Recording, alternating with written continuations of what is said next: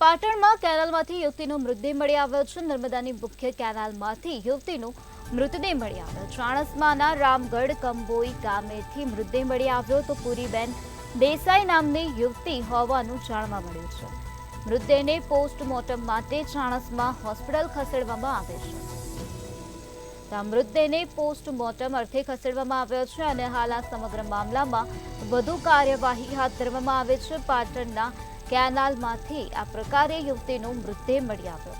તો ચાણસ્માના રામગઢ કંબોઈ ગામમાંથી મૃતદેહ મળી આવ્યો. નર્મદાની મુખ્ય કેનાલમાંથી યુવતીનો મૃતદેહ મળી આવતા ચકચાર મચી ગઈ હતી. ત્યારે આ બનાવ અંગે પોલીસને જાણ કરાઈ. પોલીસ ઘટના સ્થળે પહોંચી હતી અને હાલ આ મૃતદેહને પોસ્ટમોર્ટમ અર્થે ખસેડવામાં આવ્યો છે. પૂરીબેન દેસાઈ નામની યુવતીનો આ મૃતદેહ હોવાનું સામે આવ્યું છે.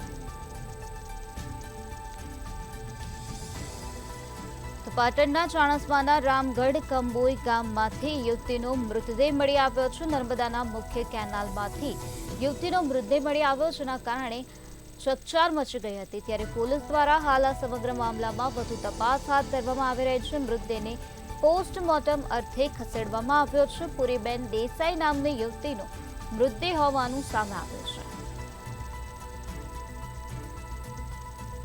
મૃતદેહને પોસ્ટમોર્ટમ માટે ચાણસ્મા હોસ્પિટલમાં ખસેડવામાં આવ્યો છે. પૂરીબેન દેસાઈ નામની યુવતીનો મૃતદેહ હોવાનું જાણવા મળ્યું છે. નર્મદાની મુખ્ય કેનાલમાંથી યુવતીનો મૃતદેહ મળી આવ્યો. ચાણસ્માના રામગઢ કંબોઈ ગામમાંથી મૃતદેહ મળી આવ્યો છે.